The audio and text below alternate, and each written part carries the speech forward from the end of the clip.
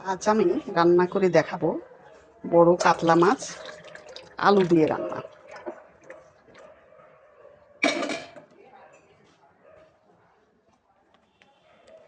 Rajshahi kitchen story থেকে সঞ্জুমান আরা বলছি। কিভাবে কাতলা মাছ রান্না করলে মাছের গন্ধ থাকবে না, রান্না হবে অতুলনীয় স্বাদ ও গন্ধযুক্ত। ভিডিওটি স্কিপ না করে পুরোটা দেখুন ও মন দিয়ে এভাবে আপনারা রান্না করুন। কাতলা মাছ রান্না করার জন্য আমি আসলাম। এই যে আমি এটা 4 কিলো ওজনের কাতলা মাছ। এটা আমি যে এইভাবে কেটে নিয়েছি। এইভাবে আমি মাছের দোকান থেকে কেটে নিয়েছি এইভাবে। আমার বড় বটি নাই, আমি এই কয়েক পিস রান্না করব। এবং নিয়ে নিয়েছি মাছের তেল এবং হালকা একটু ডিম। সবগুলি আমি রান্না করব আলু দিয়ে। এখন আমি মাছের যাতে একটা আষ্টে গন্ধ থাকে সেটা না থাকে সেই জন্য লেবুর রস কিছুটা দিয়ে দিব। লেবুর রস চিপে লেবুর রস দিয়ে কিছুক্ষণ পানিতে ভিজিয়ে রাখলে যে কোনো মাছেরই আষ্টে গন্ধ দূর হয়ে যায়। এটা আমি কিছুক্ষণ ভিজিয়ে রাখবো, এই 10-15 মিনিট। একটু লবণও দিব ওর সঙ্গে, দিয়ে দিলাম একটুখানি লবণ। মাছে লেবু দেওয়ার সঙ্গে সঙ্গে দেখেন মাছের পানির কালারটা কেমন চেঞ্জ হয়ে গেল। এই যে মাছের পানির কালার অনেক চেঞ্জ হয়ে গেছে সঙ্গে সঙ্গেই। এটা লেবু না থাকলে কয়েক ফোঁটা ভিনেগার দিলেও হবে। এটাতে দেখবেন মাছ রান্নার টেস্ট দ্বিগুণ বেড়ে গেছে। এখন আমি এইভাবে কিছুক্ষণ রাখবো। আমি আলু দিয়ে রান্না করার জন্য আমি কিছুটা আলু, এই যে কয়েকটা আলু, 4টা আলু আমি এইভাবে লম্বা করে কেটে নিয়েছি। এখন আমি আলুটা প্রসেসিং করব, একটু ভেজে নিব। তা দিয়ে রান্না করবো জন্য এখানে কিছুটা বেরেস্তাও করে নিয়েছি। আমি কিছুক্ষণ পর আবার ফিরে আসছি। আমি রান্নার জন্য একটা কড়াই চাপিয়ে দিয়েছি চুলাতে। একটুখানি তেল দিলাম, বেরেস্তা ভাজা তেল একটু দিলাম। প্রথমে আমি আলুটা ভেজে নেব।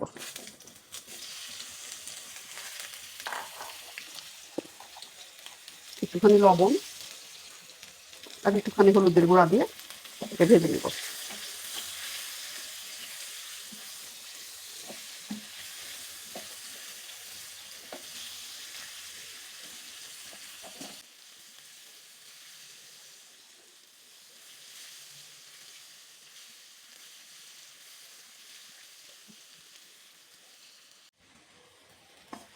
এরকম লাল লাল করে এখন ভেজে তুললাম আলুগুলি।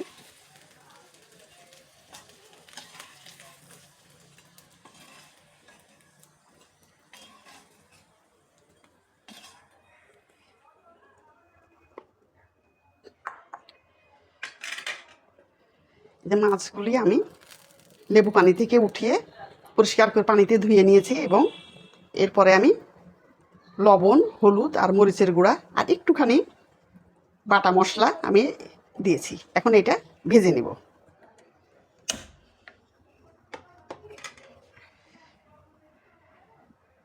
আমি বেরেস্তা ভাজা তেলগুলি দিয়ে দিব।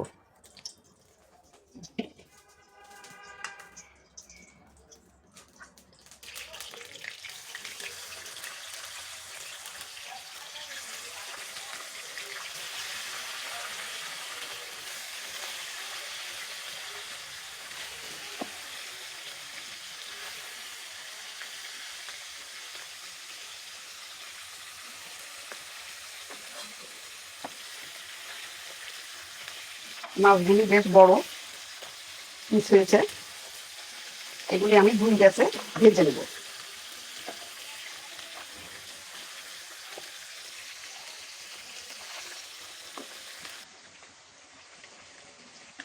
আমার মাছ ভাজা হয়ে গেছে, যে 1 গ্যাস উঠিয়ে নিয়েছি আগে, এই গ্যাসটা উঠা নিচ্ছি।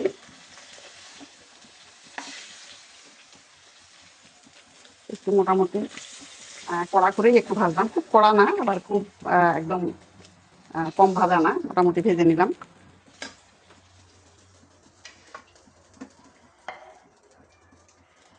এখন আমি এই তেলের মধ্যে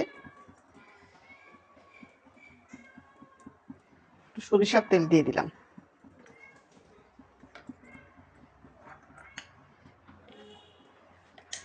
এখন আমার রান্না শুরু হয়ে গেল, মূল রান্নায় আসলাম।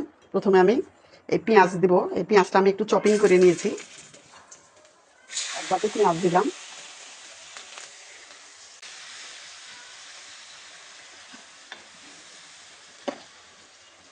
এরপরে দিব বাটা মশলা। এখানে আদা রসুন আছে 1 টেবিল চামচ,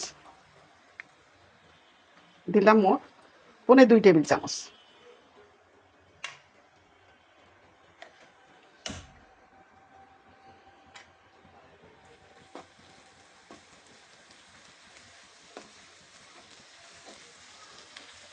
মাছের পরিমাণ বেশি, তরকারিটা একটু বেশি পরিমাণ, এই জন্য আমি এরকম একটা হাতা নিয়ে নিয়েছি। এখন পেঁয়াজ আর আদা রসুনটা একটু কষিয়ে নিচ্ছি।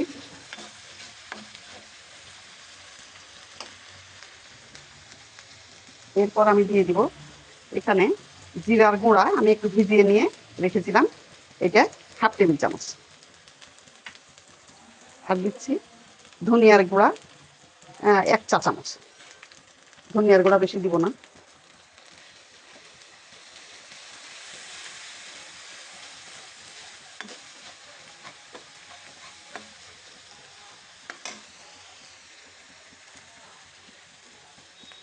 এখন দিয়ে দিলাম লবণ পরিমাণ মতো। মাছ ভাজার সময় আমি একটু লবণ দিয়েছি, এই জন্য একটু কম লবণ দিতে হবে।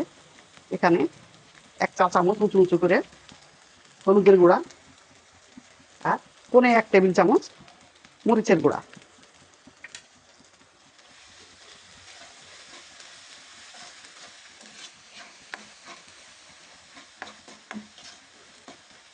এখন এইটা আমি বেশ করে কষিয়ে নিব।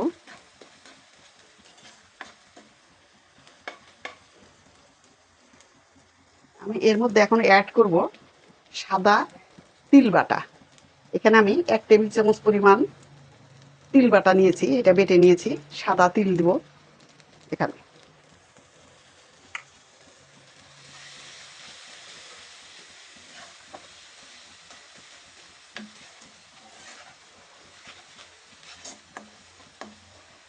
এটা বেশ করে কষিয়ে নিব।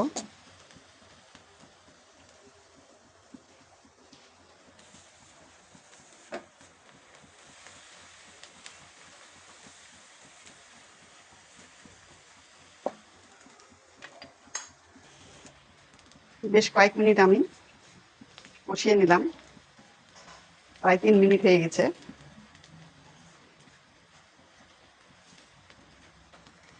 যে কোনো রান্নায় মশলাটা কষিয়ে নেওয়াটা খুব জরুরি। মশলা ভালো করে যত কষাবেন তত রান্না ভালো হবে।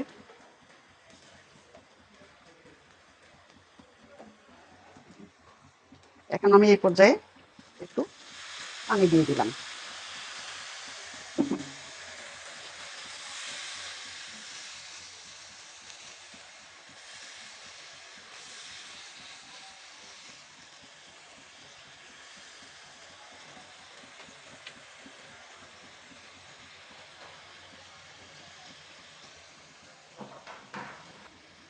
আমি এই পর্যায়ে একটু ঢাকা দিয়ে দিলাম।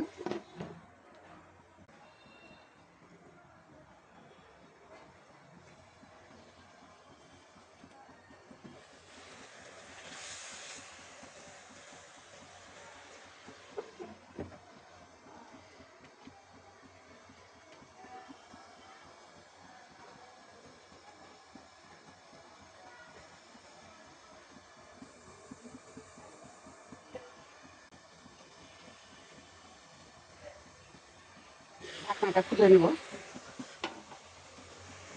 এতে মশলাটা বেশ সুন্দর হয়ে রান্না হয়ে গেছে। এখন আমি মাছগুলো এর মধ্যে দিয়ে দিব। মাছের তেল তেল সহ সব দিয়ে দিলাম।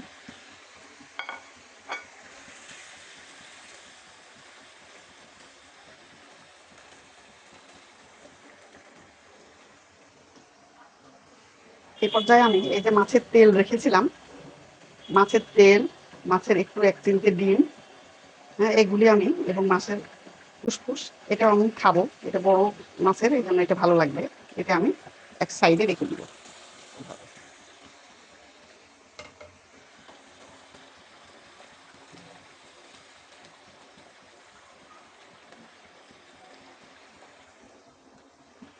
এখন আমি ঢাকা দিয়ে দিলাম কয়েক মিনিটের জন্য। কয়েক মিনিট পর আমি ফিরে আসলাম।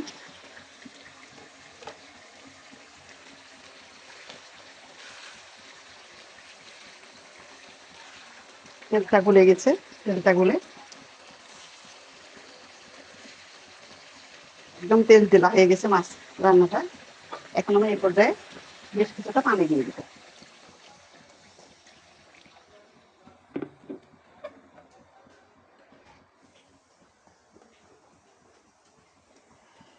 রান্নাটা হাই হিটে হচ্ছে, অনেক বেশি তরকারি, এই জন্য এটা হাই হিটে রান্না করছি। এখন এ পর্যায়ে দিয়ে দিব এই ডাল করে ভাজা আলু। এই আলুটা আপনারা হয়তো মনে করবেন যে এখন আলু দিলে সিদ্ধ হবে, কিন্তু আসলে আমি বলতে ভুলে গেছি, এই আলুটা আমি, এখনকার আলু তো একটু শক্ত, সিদ্ধ হতে দেরি হয়, এই জন্য আমি একটু সিদ্ধ করে নিয়েছিলাম প্রথমে, হালকা একটু বয়েল করে নিয়ে তারপরে এটা আমি লবণ আর হলুদ দিয়ে ভেজে নিয়েছি। এখন আমি এটা এর মধ্যে দিয়ে দিলাম।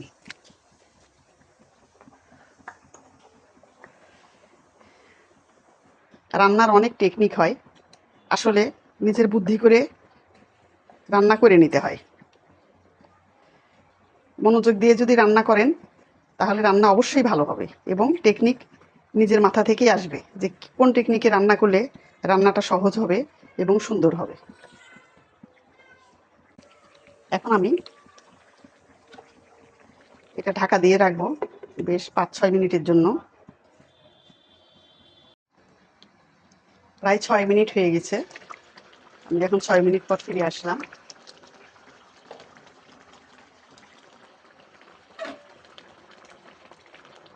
যেহেতু বেশি মাছ এবং বড় বড় পিস, এটা হাতা খুন্তি দিয়ে না আনলে ভেঙে যাবে, তাই একটু গুলিয়ে দিলাম।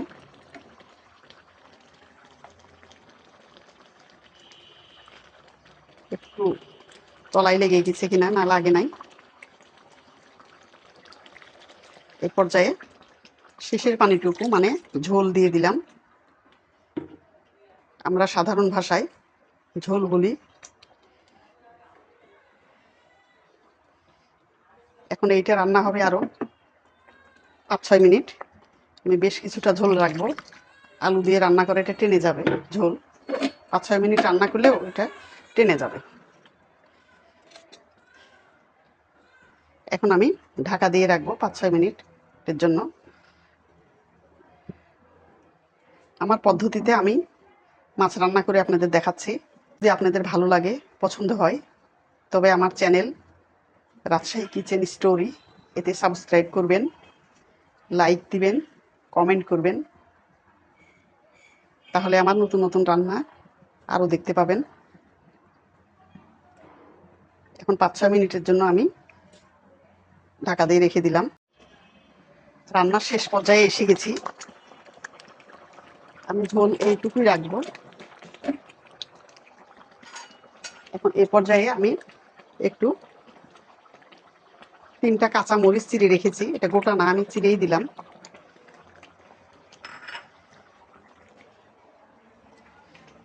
এরপরে দিব এই যে বেরেস্তাটা, আমি এই যে বাটনাতে বেটে ডলে এটা একটু ইয়ে করে নিয়েছি, একটু পানি দিয়ে এইভাবে নিচ্ছি, এটা দিব।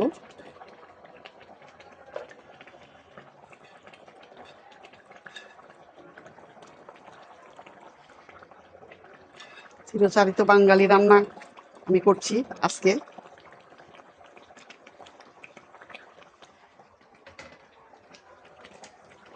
পূর্বের দিনে আমাদের মা, নানি, দাদিরা এরকম অনেক টাইম নিয়ে অনেক পরিশ্রম করে রান্না টেস্টি করার জন্য অনেক চেষ্টা করতেন।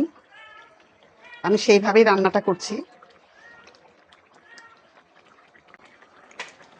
এখন এই পর্যায়ে দিয়ে দিব একটু জিরার ফাঁকি। এটা আমি আগে করি নাই, আমি তাৎক্ষণিকভাবেই জিরা ইয়ে করে ফাঁকি করে দিই, তাছাড়া সেন্ট নষ্ট হয়ে যায়।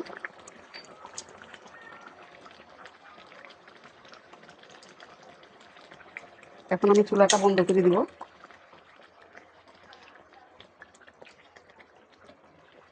এই যে আমার হয়ে গেল বড় কাতলা মাছ রান্না আলু দিয়ে। আপনারা এইভাবে রান্না করে খাবেন, দেখবেন অনেক ভালো লাগবে। রান্না একটু সময় নিয়েই করতে হয়, তাহলে রান্নাটা টেস্টি হয়, সকলের মন জয় করা যায়।